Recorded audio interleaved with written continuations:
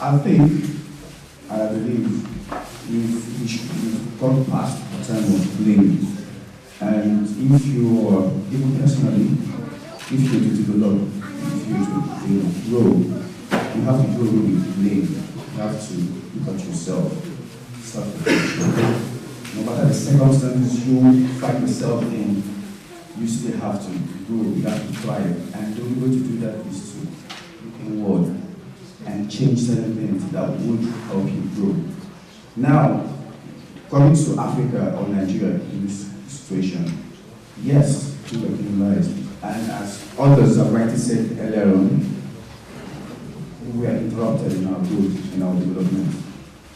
But are we to remain in that situation of the blame game? The answer is no. Although, even up to this moment, we still have some form of external influence. My research is in international investment law, and I look at how investment treaties affect sometimes economic and political changing thought formation. But still, certain things, certain variables still affect that. For example, have corruption, which you can't really blame the West, for example, for that. This is what's happening really. So I think we've gone past that time, and now, so we have to, again, at the moment, if we are still stuck where we are. Do you agree?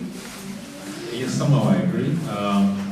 Yes, the West has contributed to our lack of independence in general, but we will not be blaming them forever. I think it's high time we claimed our identity, we claimed our what it means to be Africa. We get the economic power, but as long as we remain economically dependent on them, they will fall short. So I think it depends. I mentioned earlier about the potential Africa has in the young people. Yes, maybe there are issues about our leaders at the moment, now previously. But now we need to demand more leaders. And also we have to get into leadership position and be the agents of change, to change Africa's story, Africa's narrative, so that we have a say on our affairs, both economic and political. Okay, and answer, right? So the popular author, he wrote a very influential book, How Europe Underdeveloped Africa Was Wrongly. He said that the only way for African states to actually grow is for them to do away with your colonial interferences and to just take ownership. That's what he was, in other words, was agreeing with the views held by both of you young men. What would it look like in practical terms for Africa to begin to take ownership of their own independence, and what role would education play? That's a very interesting question, because most of my life I've been trying to understand that, and that's what led me to this course. Education is the key thing we need for our liberation, so to say. And when I say education, I don't think it's about Western education per se. It's not about the curriculum, as it were now, because I have this strong belief, and my learning these days has also made me come to this realization that people are particularly miseducated, so that certain group of people can keep on doing what they are doing. So, for instance, in Nigeria, history as a course was taken off the syllabus. Investigate why did this happen. I can't say for sure because I wasn't in the room when that decision was taken. But the leaders today have been the leaders since forever. Yeah. So in the end, you discover that when they keep saying the leaders of tomorrow, it's really the leaders of tomorrow. And there's something about knowledge. Foucault talks about the discourse of power, when he talks about the prevalent discourse in a particular situation. You cannot get into any discourse if you don't know what is happening. So when history is taken away from the people, they lose their bearing. They don't even know where to fight from. They begin to think that everything that is happening is exactly how things have always been. I was fortunate to study history when I was coming up. During my time, it wasn't taken up. So I actually got to find out that we have a very rich history, that there was a time when Nigeria was one of the finest countries. We had University of Ibadan, a teaching hospital. We had lots of people coming there. We had lots of scholars coming everywhere to study, to work in Nigeria. When you talk of poets from all over the world, Walter Rodney was actually, he went to Africa to do a couple of, he went to Nigeria to do a couple of things. Sauchemi Kuka, almost everybody. But what happened? At some point, certain leaders became greedy, and we lost our graph, we lost our plot. In addition, we had the Civil War, and the Civil War brought a certain polarity. And unfortunately, being people who refuse to learn from history because we don't know our history, we've not been able to address some of these increasing grievances. And as long as we don't treat a wound, it's going to keep on festering. Yes, it might, something might cover it at some point, but once it's scratched, everything comes again. So we need a proper education that is tailored to our people. Not just an education of, you have to study about daffodils or winter. We don't have winter in Nigeria, for God's sake. We don't have daffodils. So we can study things that are beneficial to us. That would be the beginning.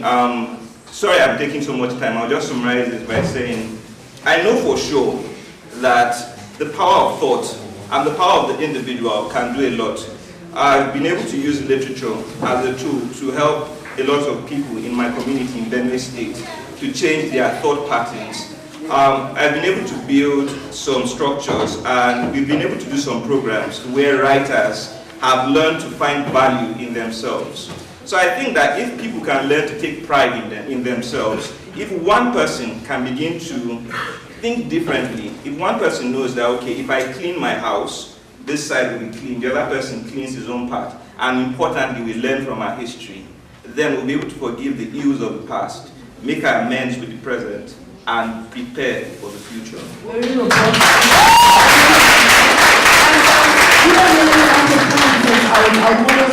We have a lot to do with young people. And it's not just about age, but about the mindset.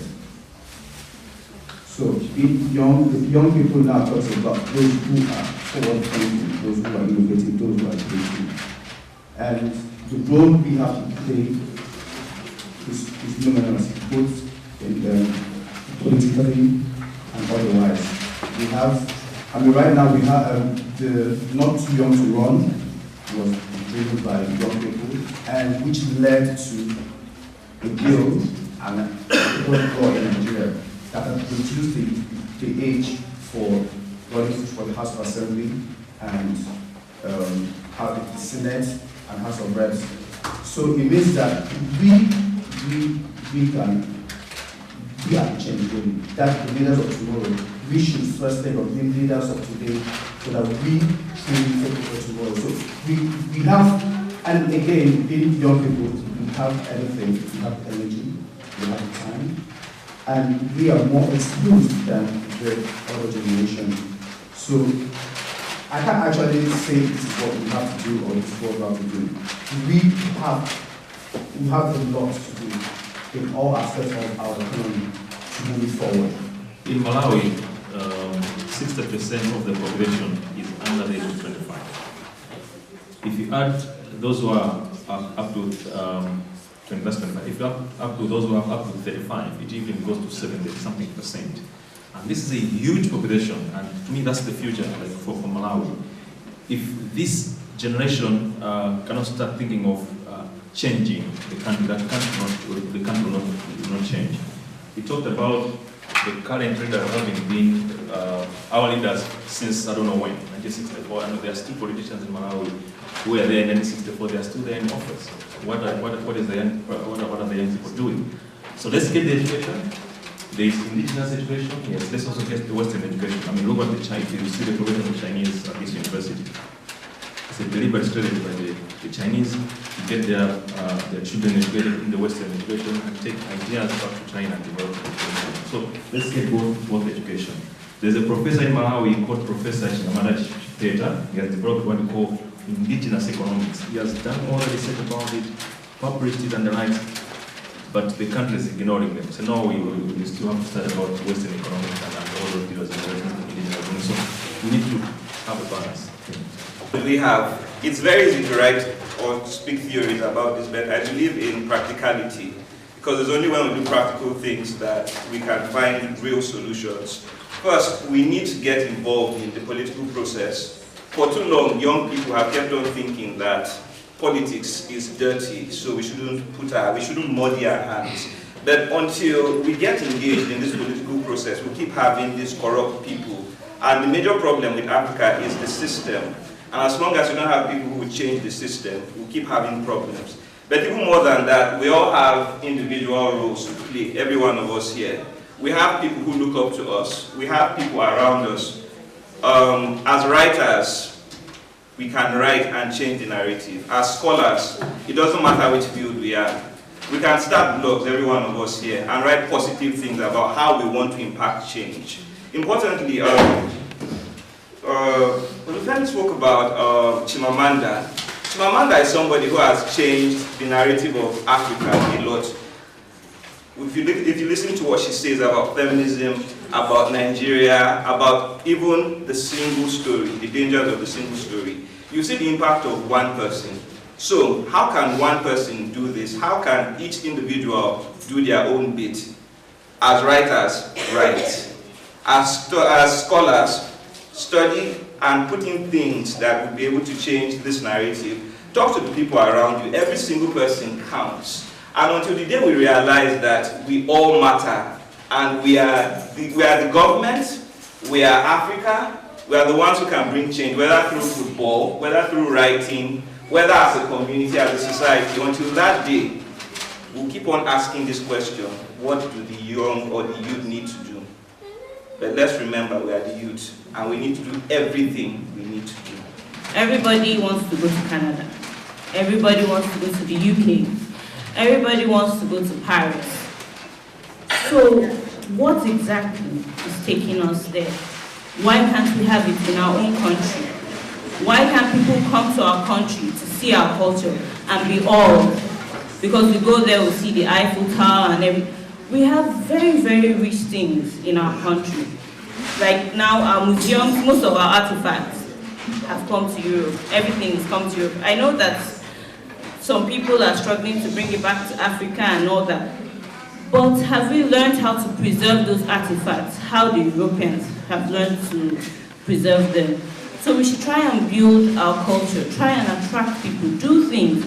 Yes, like he pointed out, how the Chinese people come here, get their education and take it back to China. So we should do the same. We shouldn't all come to the UK and say, oh, I don't want to go back home. Let me find how I will stay here. I'm not going back to Nigeria. If we come here and stay here, Nigeria will continue to deteriorate. So we should always pick what we've learned. We look at things, oh, see how the roads are organized. Like the first thing that struck me here was the roads are so tiny, but they are organized. You won't see anybody honking at the other person. It doesn't happen. So like that, we'll see what is happening here and take it back to our country. So the Europeans will always come to our country and be like, oh, this is just like home. Why don't I just stay here? Why don't I just work here? So I think that's what we should do. A miracle, there's no amount of praying and fasting. And just so you know, Trump doesn't like you. So you have to fix your own process. Thank you so much. And we're out of time. Thank you so much to our panelists, and thank you, Success Nigerian Society, for this platform.